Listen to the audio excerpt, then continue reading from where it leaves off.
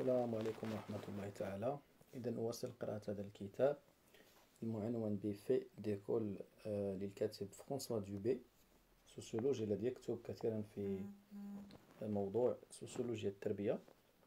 Chapitre 4: Mutation du système scolaire et violence à l'école.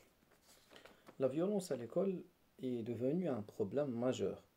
Certains la subissent et beaucoup la craignent. Jusqu'à la fin des années 1980, l'école semblait en être préservée.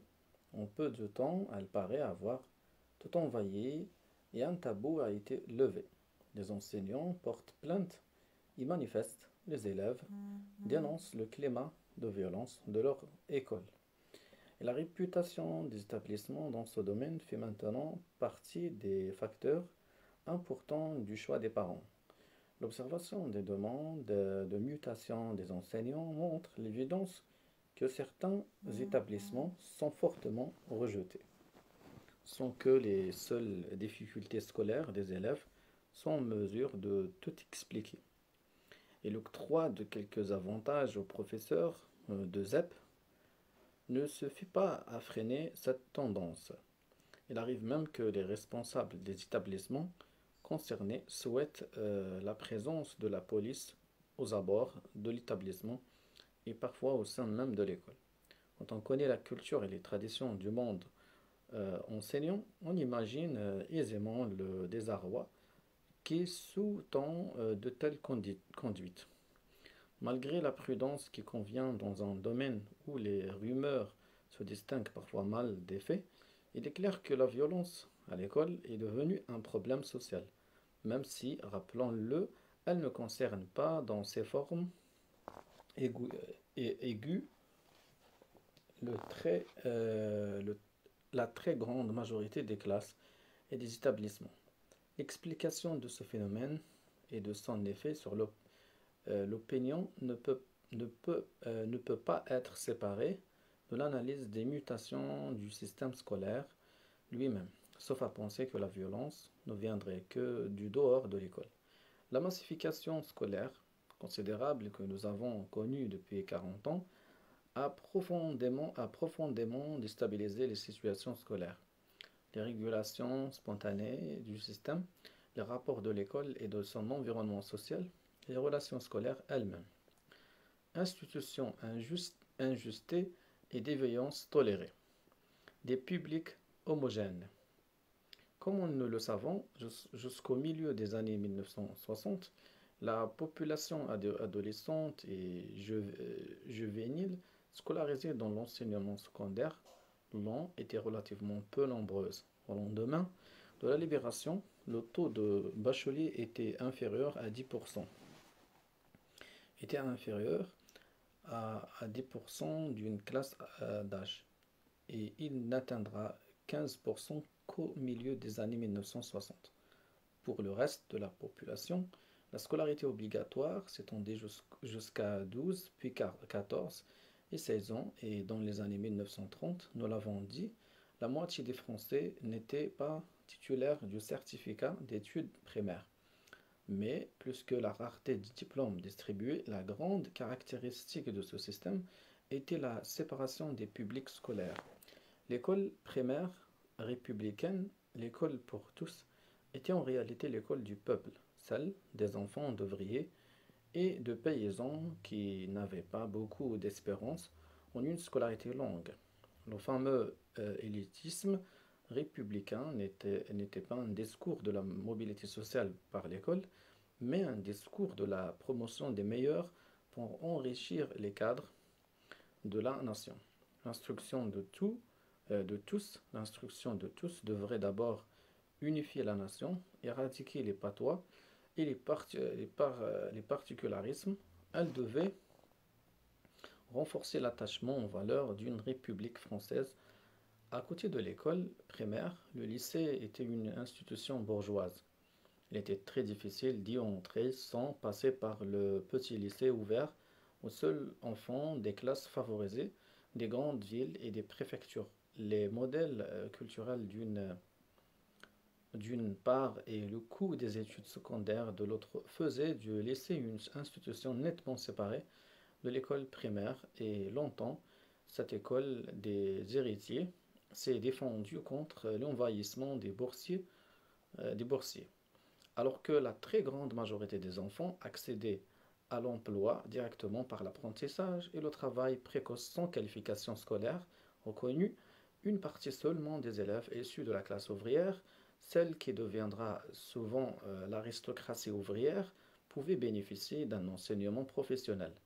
Mais là encore, il s'agit d'un enseignement très particulier, recrutement aux objectifs et aux méthodes spécifiques, enseignement très finalisé, associé à des entreprises et à des métiers bien définis.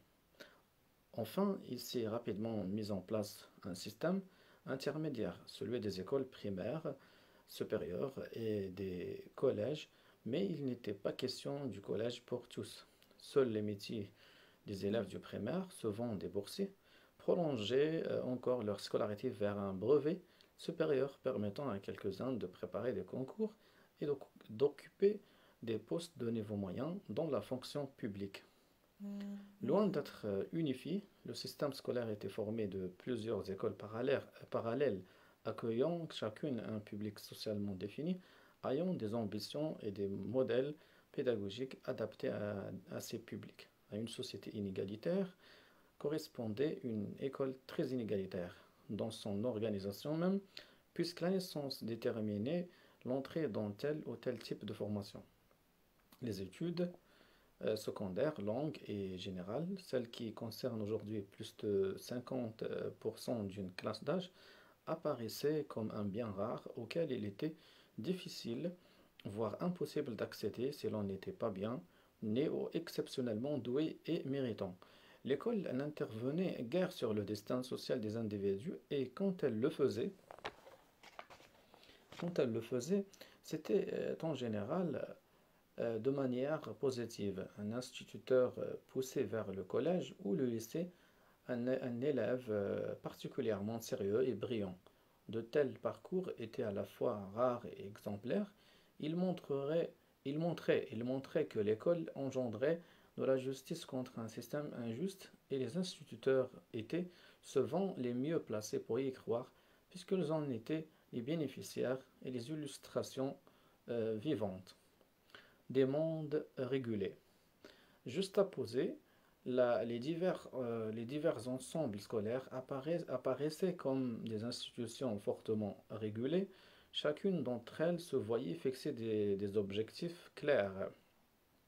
À l'exception de l'enseignement professionnel, les liens à l'environnement économique étaient plus que lâches et les valeurs scolaires étaient d'abord scolaires, arrimées à l'instruction plus qu'à l'éducation, qui était abandonnée aux seules familles en raison des tensions liées à la guerre scolaire entre l'école publique et l'enseignement religieux. Le collège et le lycée étaient d'abord tournés vers l'acquisition de savoir par le biais d'exercices strictement scolaires. En tant que tel, l'enfance et l'adolescence y avaient peu de place. Les élèves devaient les oublier à la porte de l'école et le souci de l'épanouissement et de l'expression des élèves n'apparaissait que chez quelques réformateurs pédagogiques marginaux. Cette mise à l'écart de la société civile s'est longtemps manifestée par l'attachement à la séparation des sexes et de nombreux documents indiquent que les premières tentatives de mixité au milieu des années 1960 ont provoqué chez les enseignants et les parents de très grandes résistances, rumeurs, manifestations, retrait des enfants, etc. Sans être adepte d'une discipline spartiate, la vie scolaire était fortement réglementée. C'est une école d'ordre dans la façon dont le maître faisait la classe, dans le poids de la discipline mise en œuvre par les surveillants généraux, les censeurs et les pions dans la longue défiance à l'égard des corps et de l'expression spontanée des élèves. Dans la classe, il devait s'établir une distance certaine entre le maître et les élèves. Les enseignants eux-mêmes étaient soumis dans leur vie personnelle à un certain contrôle social. La distance sociale entre les enseignants et leurs élèves n'empêchait cependant pas une certaine proximité culturelle. À chaque type d'école et donc de public correspondait un type d'enseignant particulièrement adapté à sa fonction. Les premières promotions d'instituteurs étaient composées de ces enfants du peuple remarqués par la République dont ils aimaient et défendaient les vertus. Mais si la fonction les éloignait de ce peuple, il empêche qu'ils en étaient issus et en restaient proches, en ne quittant guère le département de leur naissance.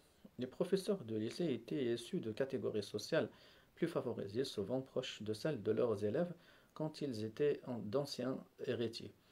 Les anciens boursiers avaient longuement adhéré aux valeurs même de l'institution et de sa sacerdoce de la défense, de la grande culture. Les professeurs de l'enseignement professionnel étaient eux aussi proches de leur public. Le plus souvent, c'étaient des ouvriers professionnels et des compagnons ayant déjà travaillé dans l'industrie. Dans bien des cas, ces professeurs et leurs élèves partageaient le même langage, les mêmes habitudes et les mêmes aspirations. Aujourd'hui, l'ensemble du système scolaire traditionnel nous apparaît fortement ajusté. Non seulement chaque type d'école recevait un public spécifique, mais les maîtres, les élèves et leurs parents partageaient certaines connivences culturelles et de profonds accords sur les règles du jeu. Les institutions scolaires reposaient sur ces ententes tacites permettant aux relations de se dérouler dans la discipline, sinon dans l'enthousiasme. Dans la mesure où les inégalités sociales déterminaient l'entrée dans telle ou telle formation, l'ajustement des uns et des autres s'appuyait sur la construction d'un accord préalable. Ce système reposait sur l'exclusion précoce et massive des élèves issus des milieux populaires. Ne survivaient longtemps à l'école que les meilleurs et ni les cancres folkloriques ni l'échec scolaire n'étaient réellement un problème. Enfin, ce système scolaire était fort éloigné des demandes de l'économie, à l'exception bien sûr de l'enseignement professionnel, tenu aux marges du système dans une sorte d'infamie qui le marque encore aujourd'hui. Quelques déviances tolérées. Dans ce système scolaire, quand on parlait de violence, il s'agissait surtout de la violence subie par les élèves, violence imposée par la discipline stricte, longue survivance des châtiments physiques, sort parfois misérable des pensionnaires, difficulté d'entendre une parole enfantine et adolescente, tristesse des blouses grises et des études sinistres, anonymat des lycées, casernes, etc. Comme dans tout système fortement intégré, les formes de violence émergentes se sont apparentées à de la déviance tolérée, à la violence que le système permet selon le principe de la soupape de sécurité, contribuant par là à son renforcement.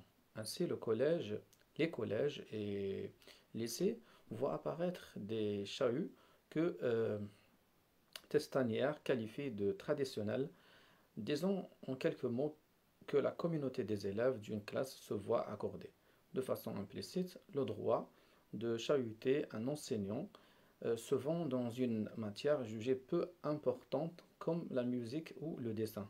Ce chahut repose sur la complicité et la cohésion du groupe. Il implique de monter des coups, d'organiser des canulars. Si un tel chahut n'est pas encouragé, il est souvent pour le moins toléré quand il apparaît en fin d'année, quand il concerne les grands élèves. Souvent règne dans l'établissement un folklore de chahuts partagés en secret par bien des professeurs. Plus l'établissement est intégré, plus ce chahut participe de quelques rites de bizutage, plus il a de chances de dégénérer. Ces chahuts traditionnels persistent dans les secteurs de l'université les plus sélectifs et les plus intégrés, comme en médecine. Dans les IUT ou encore dans certaines grandes écoles, longtemps les étudiants ont eu une réputation de violence et les monômes furent interdits car ils pouvaient se transformer en manifestations politiques, en affrontement avec les bourgeois ou avec la police. Plus les systèmes scolaires sont traditionnels et les établissements intégrateurs, plus ces chahuts conformistes peuvent, peuvent être ritualisés. C'est un très ancien problème des universités américaines où les fêtes et les rites des fraternités étudiantes donnent lieu à des cérémonies de dégradation humiliantes, à des viols collectifs, à des bagarres entre groupes. Ces petites violences ne menacent pourtant pas le système, elles marquent plutôt l'adhésion des élèves à ces valeurs. Elles renforcent aussi l'intégration du groupe des élèves ou des étudiants. Elles manifestent parfois les sentiments d'appartenance de caste attachés à certaines études. Elles apparaissent comme des accidents regrettables et non comme des remises en question de l'institution. Bien que l'hypothèse soit plus difficile à démontrer, il semble aussi que la proximité culturelle des enseignants et des élèves engendre une certaine tolérance à l'égard de l'agressivité et des petites bagarres, d'une certaine violence juvénile propre au milieu populaire. Les bagarres et les règlements de compte durant la récréation ou à la sortie n'étaient pas chose rare dans les collèges et les établissements techniques et professionnels. Il est vraisemblable que les enseignants, notamment les anciens ouvriers, avaient la capacité de tolérer des formes de violence relativement banales dans le monde des jeunes garçons. Aussi, certains endroits des cours de récréation échappaient-ils au contrôle des surveillants car il fallait bien que jeunesse se passe. On peut penser que les conduites des élèves n'apparaissaient pas comme barbares et exotiques aux yeux d'enseignants qui avaient connu une enfance et une jeunesse proches de celles de leurs élèves.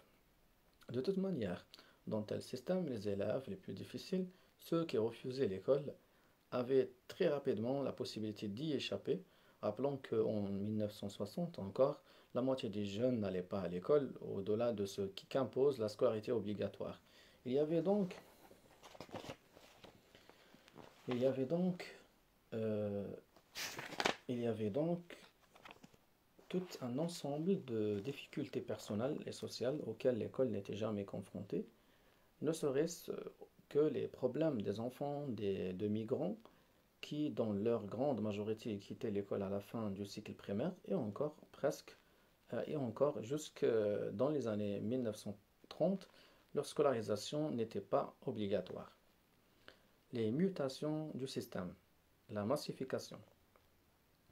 La massification rapide du système scolaire a totalement déstabilisé les modes de fonctionnement que nous venons de décrire.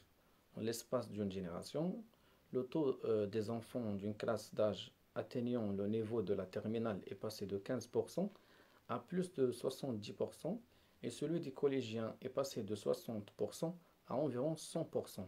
À l'âge de 20 ans, plus de la moitié des jeunes sont encore scolarisés. Cela signifie que la majorité des lycéens et des étudiants sont aujourd'hui issus de familles dont les parents n'ont jamais fait d'études secondaires longues et supérieures. Cette massification fut construite pierre à pierre par tous les gouvernements successifs depuis la libération. Elle a été soutenue par les familles, la grande majorité de l'opinion et des forces politiques et sociales. Cette explosion de la démographie scolaire a été une démocratisation. Les enfants des catégories sociales les moins favorisées accédant à des formations et à des diplômes qui leur étaient autrefois interdits.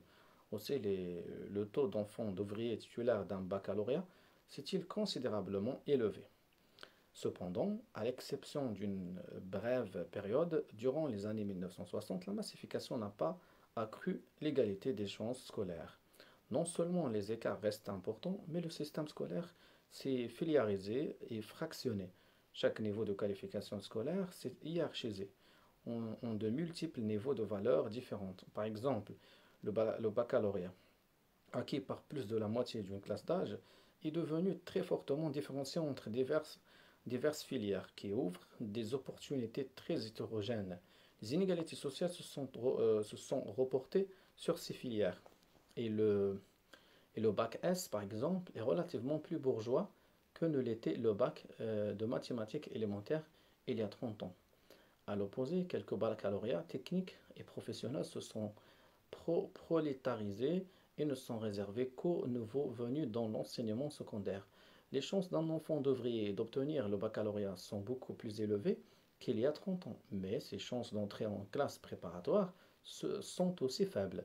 Les élèves choisissent ces diverses filières en fonction de capacités scolaires et de leurs ressources sociales bien plus qu'en fonction de leur goût. La hiérarchie scolaire est celle des échecs relatifs, chaque filière recevant les élèves qui n'ont pas été pris dans celle qui se situe juste au-dessus. Si la massification scolaire n'a pas bouleversé les relations entre les hiérarchies scolaires et les hiérarchies sociales, en revanche, elle a profondément transformé les mécanismes de la sélection. Comme nous avons déjà pu le voir, dans le système traditionnel, l'essentiel de la sélection était effectué en amont de l'école, par la position sociale qui distribuait les enfants dans tel ou tel type de formation. Les seules exceptions étaient celles de quelques boursiers qui pouvaient monter. Ainsi, la sélection préalable à l'entrée en sixième, par exemple, offrait aux heureux élus un déroulement de carrière relativement paisible. Avec la massification, la sélection s'opère durant le parcours scolaire lui-même selon un processus de distillation fractionné, d'orientation successive à chacune des étapes. Les différences apparues en cours de scolarité placent les enfants sur des voies différentes. Choix des langues vivantes et mortes en quatrième, orientation lycée professionnel ou une seconde, type de filière du baccalauréat, de classe préparatoire ou de formation universitaire, etc. Plus ouverte, la compétition scolaire s'est aussi durcie puisqu'elle peut être sanctionnée par un échec qui n'est pas sans conséquences sociales. Quand les inégalités sociales commandaient directement les carrières scolaires, sans que la pratique scolaire intervienne beaucoup elle-même, le sentiment dominant des membres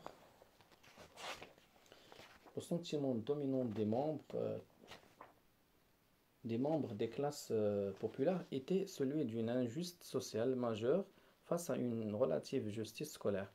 L'école était trop fermée, mais elle gardait son prestige et sa vertu.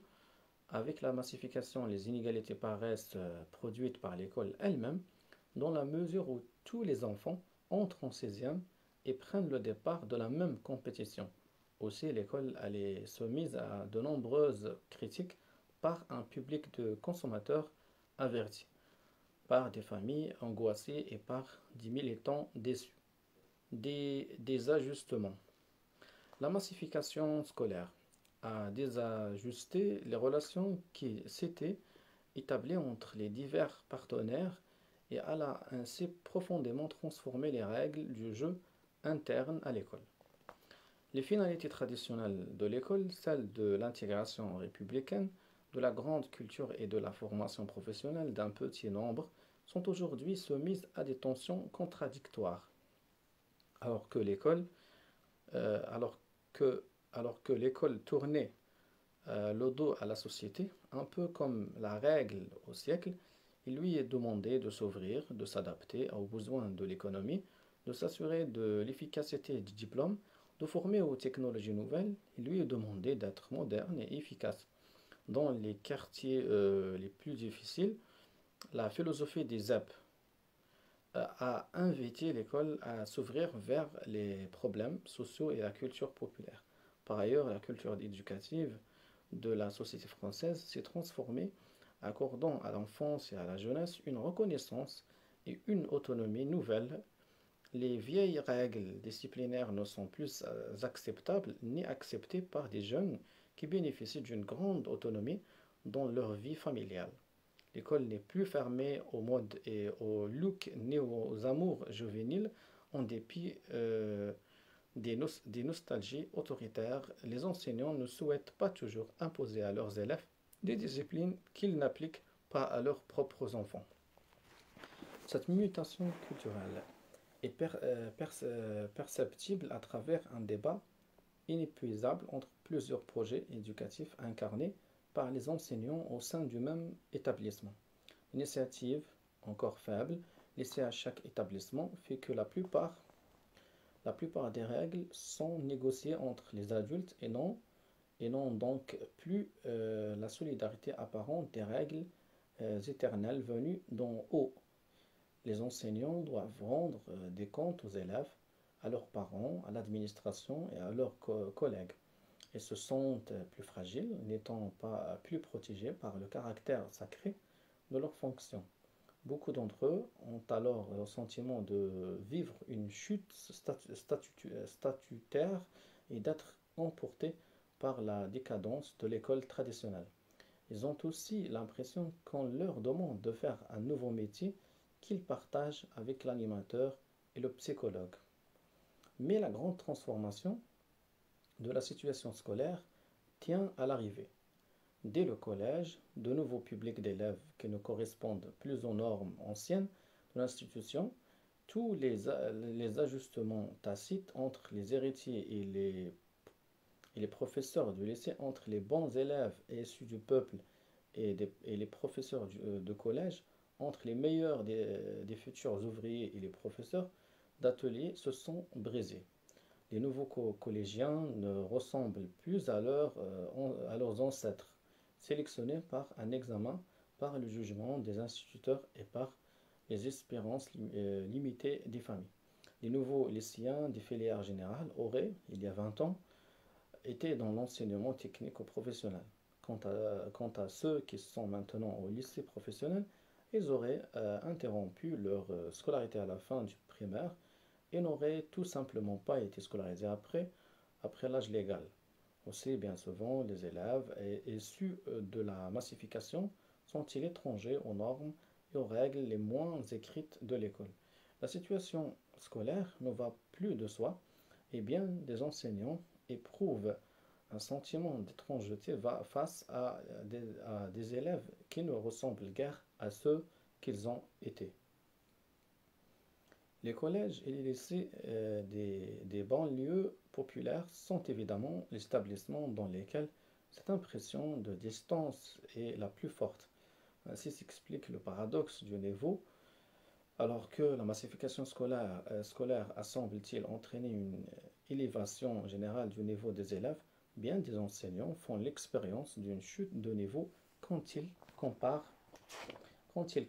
les nouveaux élèves aux anciens qui avaient été fortement sélectionnés en amont, soit par des normes scolaires restrictives, soit par l'emprise des inégalités sociales fermant l'accès aux études. Les conditions de la classe ont changé. Désormais, les élèves n'acceptent plus la situation scolaire et ses contraintes de la même façon, et l'enseignant doit, avant même de donner son cours, construire les conditions qui lui permettront de faire la classe. Par ailleurs, les élèves ont de grandes chances de ne pas être dans les filières qu'ils avaient souhaitées. Pensons aux élèves des filières techniques et professionnelles qui ont été orientés vers ce qu'ils perçoivent comme des voies de relégation. Quelques élèves ne souhaitent plus être scolarisés, mais en raison du chômage, et n'ont guère d'autre choix. Pour tous, les conséquences de l'échec sont graves et la pression exercée sur l'école s'est accrue du sommet à la base du système, dans les établissements réputés comme dans ceux qui le sont moins. De même, de même que la composition du public scolaire a changé, celle des enseignants s'est aussi transformée au cours des 30 dernières années. En se féminisant, le recrutement social du corps des instituteurs et des professeurs du secondaire s'est élevé, accroissant souvent le sentiment de distance culturelle entre les maîtres et les élèves. Ainsi, avons-nous souvent entendu qualifier de cas sociaux des enfants qui appartenaient tout simplement à la classe ouvrière. Le développement de la ségrégation urbaine et les mécanismes du choix des établissements font que dans les quartiers les plus difficiles, les enseignants ne vivent pas dans le quartier où ils travaillent. Ils scolarisent leurs enfants ailleurs et nous connaissons quelques collèges dans lesquels aucun enseignant n'a scolarisé ses propres enfants. Cela n'enlève rien au dévouement et à la compétence de ses maîtres. Mais il peut arriver que les enseignants d'un côté et les élèves et leurs familles De l'autre n'était culturellement et socialement plus grand chose en commun. Alors que les lycées professionnels reçoivent les élèves les plus difficiles, souvent orientés contre leur gré, le corps des enseignants anciens ouvriers se réduit. Ils sont remplacés par des maîtres plus titrés académiquement et techniquement, mais qui ne bénéficient plus de la même proximité culturelle avec leurs élèves. L'école éprouve de plein fouet les processus de ségrégation sociale et urbaine qui affectent la société française. Certains quartiers des grands ensembles de banlieue ont été abandonnés par les classes moyennes et par la partie la plus qualifiée de la classe ouvrière. N'y restent souvent que les Français qui s'y sentent bloqués et les immigrés qui y trouvent des conditions de logement plus favorables que celles des quartiers dégradés des centres-villes et qui, de toute manière, ont guère le choix. Dans ces quartiers, les écoles apparaissent comme des enclaves dont on attend qu'elles assurent à la fois la socialisation des enfants, leur éducation, leur intégration sociale et la gestion des problèmes sociaux. Bien des collèges apparaissent comme écrasés par le poids de ces demandes. L'expérience duale des élèves. Les mutations du système scolaire ont aussi transformé les rapports des élèves à l'école. Du point de vue des élèves, l'école ne se présente pas comme une institution gouvernée par des valeurs partagées, organisée par des normes et des rôles sociaux.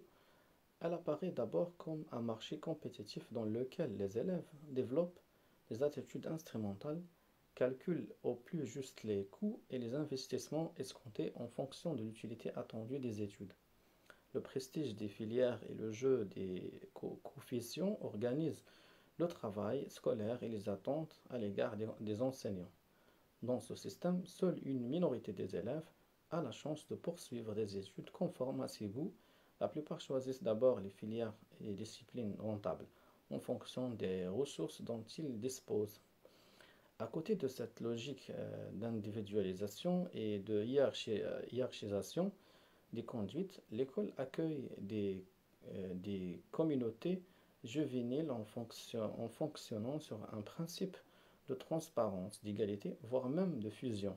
Dans la plupart des cas,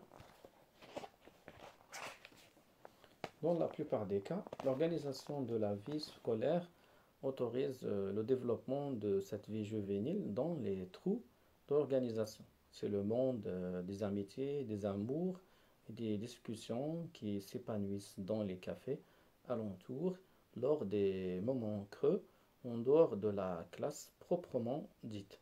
C'est aussi celui des disputes, des conflits et des bandes. Ce monde jeune n'est pas organisé et pris en charge par le collège et le lycée. Il y est toléré dans une relative indifférence tant qu'il ne perturbe pas les études. Dans l'établissement de classe moyenne, la place accordée à cette vie juvénile peut paraître comme une forme de gestion de l'institution. Les élèves ne subissent guère de contrôle social en ce qui concerne leur façon d'être et de vivre. Ils apprécient une liberté qui les aide à devenir grands, sinon adultes.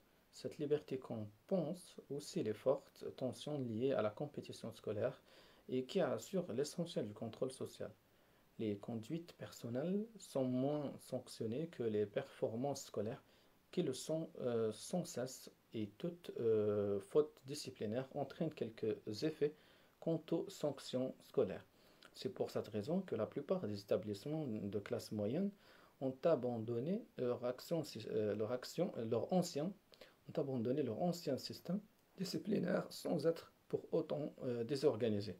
Les contraintes de la compétition se visent à assurer l'ordre. Il se met en place par un système doublement libéral dans lequel le libéralisme d'une compétition sur le marché scolaire est compensé par le libéralisme d'une culture de classe moyenne valorisant l'autonomie et le droit de chacun à être un individu. Le lycée caserne est bien mort. Ce type d'arrangement ne fonctionne guère dans les établissements populaires et cela pour deux raisons. D'abord, leurs élèves perdent souvent sur le marché scolaire.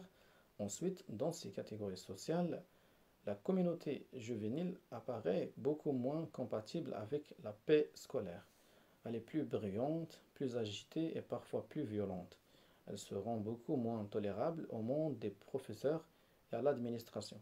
Elle supporte aussi moins euh, les contraintes scolaires quand les études ne semblent pas offrir de perspective. Ainsi avons-nous vu dans les lycées professionnels des élèves, des élèves ne pas supporter l'obligation de se taire et d'être assis dans les cours d'enseignement généraux alors qu'ils apprécient l'atelier qui leur donnait une certaine liberté de mouvement et surtout dont ils percevaient plus nettement la nécessité. Pour ces élèves, le double libéralisme du système scolaire les, les, les place dans une compétition où ils échouent et leur offre une liberté de comportement qui n'est pas tolérée par la culture soft des classes moyennes. Quelques formes de violence à l'école. Les violences extérieures à l'école.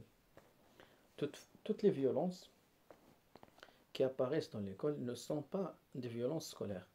Elles sont le prolongement de conduites non scolaires dans les murs de l'école.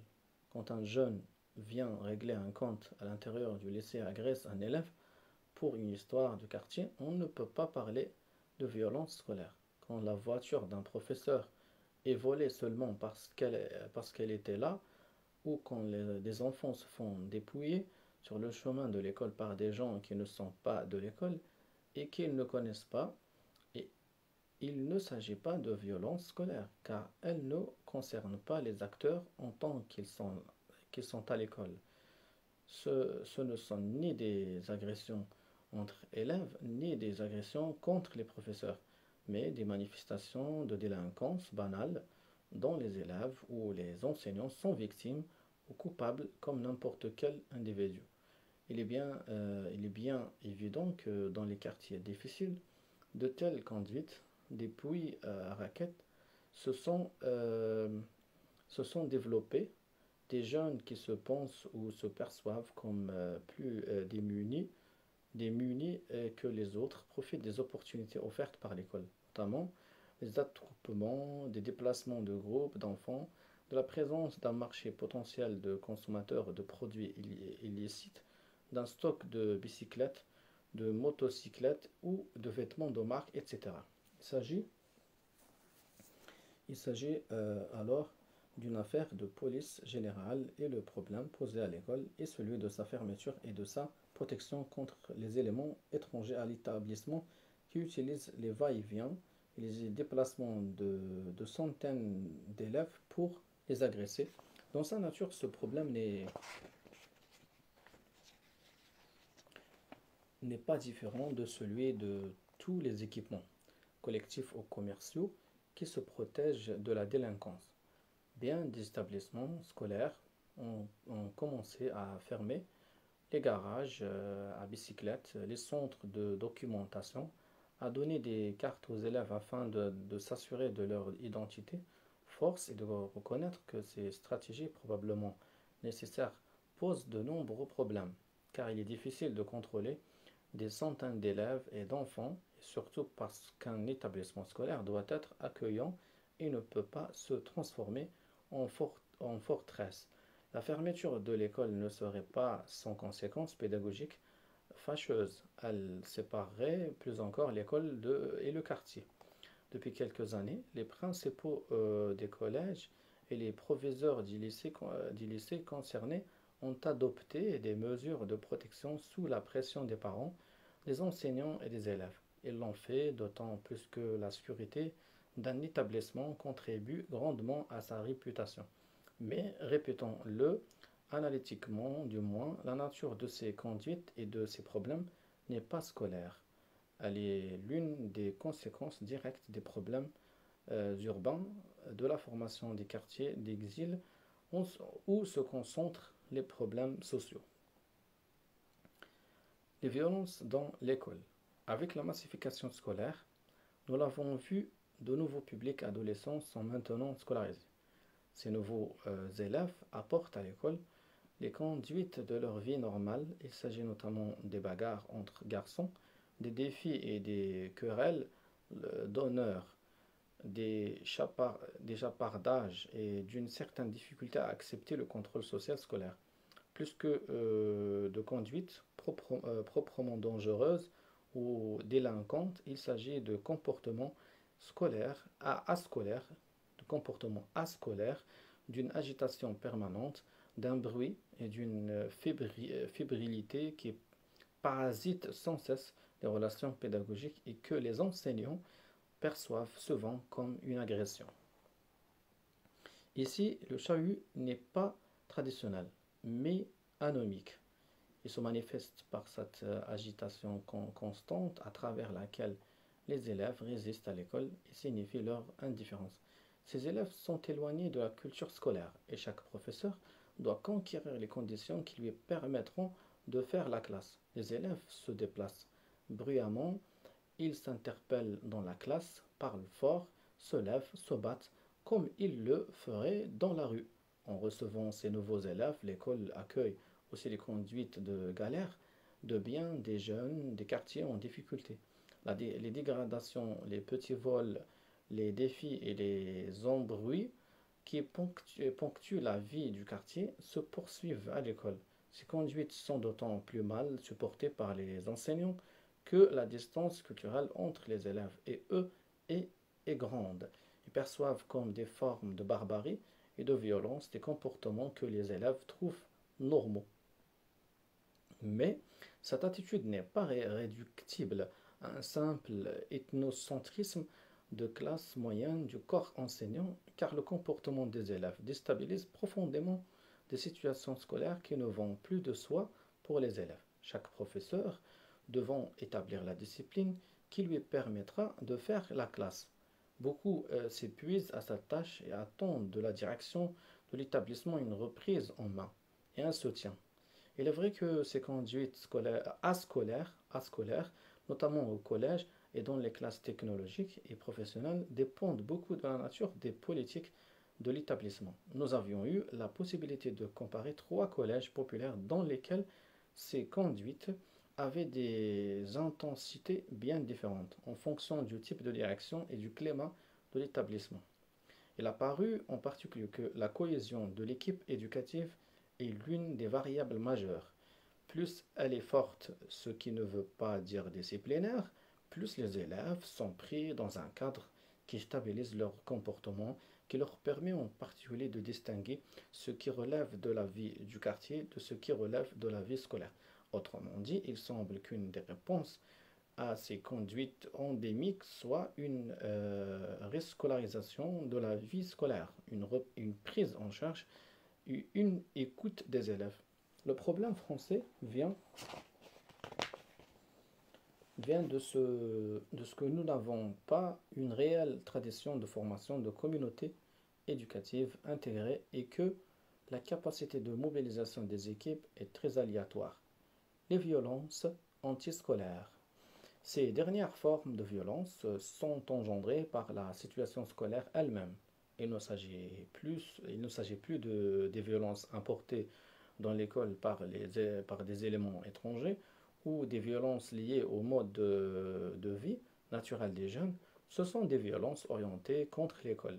Elles se portent contre l'établissement, contre les enseignants, contre les élèves qui collaborent avec l'école. Ce sont elles qui apparaissent comme les plus dangereuses, celles qui manifestent le plus profondément les difficultés du système éducatif. Dans l'établissement où les élèves ont été orientés contre leur gré, là où domine souvent l'échec scolaire, où le groupe des élèves ne se construit pas à côté, mais contre l'école, il s'opère une sorte de renversement des valeurs scolaires. Ces élèves rejettent ce que l'école privilégie, refusent de reconnaître des normes qui abaissent les élèves. Parce qu'ils sont en situation d'échec, ils se sentent humiliés par l'école qui ne peut leur donner qu'une image dévalorisante d'eux-mêmes. Ils choisissent de défendre leur dignité en créant dans la communauté des garçons en particulier une hiérarchie de valeurs qui renverse celle de l'école. Autrement dit, tout se passe comme si ne pouvant pas être un bon élève et ne restait qu'à choisir d'être un mauvais élève contre l'école. Un mauvais élève contre l'école. C'est une affaire de dignité. Le leader du groupe de jeunes est alors celui qui ne se compromet pas avec les enseignants, celui qui ne se laisse pas faire et pas impressionné par les punitions, celui qui peut devenir violent et régler ses comptes lui-même contre un enseignant qui l'aurait humilié devant la classe. Ces violences sont une manière de résister à l'incorporation des identités négatives que peut imposer l'école. Pour garder la face devant les camarades, l'élève refuse de se plier aux règles du jeu. Il répond à l'enseignant, il peut le menacer, appeler à la rescousse les aînés qui ont quitté l'école. Il peut, il peut aussi se venger sur la voiture de l'enseignant. Il terrorise les bons élèves considérés comme des bouffons et des collabos. Dans la plupart des cas, les élèves s'appuient sur le silence ou le soutien de leurs camarades car il n'est pire faute que de passer de l'autre côté. C'est plus que de la lèche, c'est de la trahison. Presque toujours, ce type de conduite est parfaitement argumenté en raison d'un conflit avec tel ou tel enseignant qui a fait une réflexion qui est raciste et qui a manqué de respect, qui enfonce les élèves, qui est injuste, etc.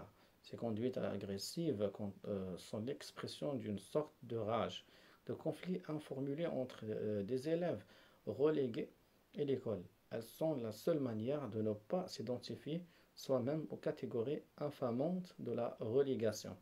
En effet, dans l'école de masse, ce ne peut plus être. Du point de vue des acteurs, l'injustice sociale qui explique l'échec scolaire, ce ne sont plus que les qualités personnelles de chacun.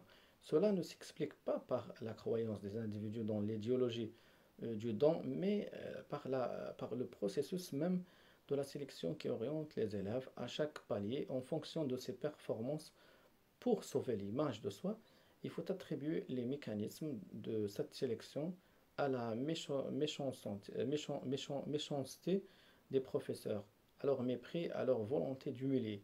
C'est pour cette raison que les violences à l'égard des enseignants, les dégradations et les agressions ne sont guère dénoncées par les élèves, car elles remplissent toujours une fonction symbolique de rétablissement du respect. L'exclusion des fauteurs de troubles rassure, comme on peut le comprendre, les enseignants, mais elle ne règle rien quant aux mécanismes qui engendrent cette violence.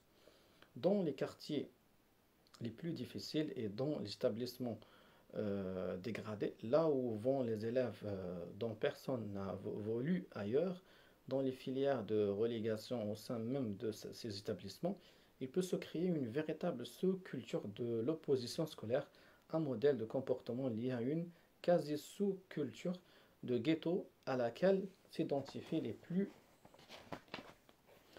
jeunes. Les résistances des jeunes ouvriers deviennent encore plus violentes et radicales. Nous sommes ici au point limite de l'emprise scolaire, quand les élèves n'ont plus aucune raison de croire à l'école. Plus encore, quand ils vivent l'école comme une forme de destruction de leur personnalité. Là, bien sûr, le problème scolaire déborde l'établissement. Il importe de ne pas confondre les trois figures de la violence scolaire que nous venons d'évoquer, ne serait-ce que pour ne pas laisser penser qu'elles appellent les mêmes réponses. Toutefois, aujourd'hui, certains établissements connaissent toutes ces formes de violence à la fois. Une délinquance sociale qui entre à l'école, des conduites ascolaires d'adolescents et des jeunes trop éloignés des normes implicites de l'école, et enfin des violences antiscolaires. Deux remarques s'imposent cependant. Ces établissements, pour spectaculaires qu'ils soient, sont peut-être nombreux, moins nombreux que ne le suggèrent leurs expositions médiatiques. Ils ne doivent pas conduire vers une image catastrophique de la massification du système éducatif français, qui a su accueillir des centaines de milliers d'élèves nouveaux sans crier pour autant des centaines de milliers de problèmes.